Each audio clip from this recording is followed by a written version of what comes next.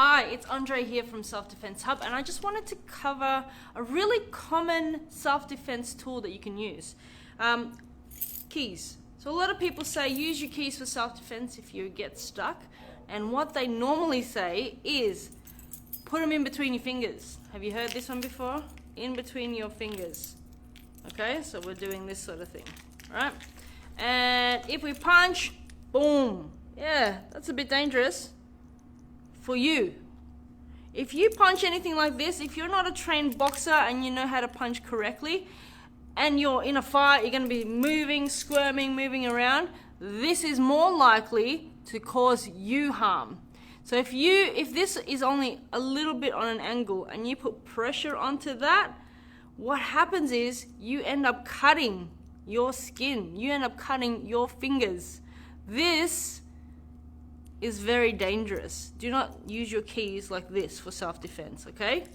If you know how to punch, fantastic. You still shouldn't do this.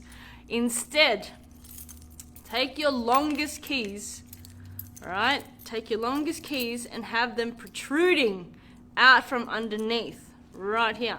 So this is called a hammer fist strike, and all you're gonna do with this strike, cover your face, is go on a downward action, downward. You can see this bit here. If I make contact with anything, it's not hurting my palm, it's not hurting my fingers, it's hurting whatever is at the end of this metal bit.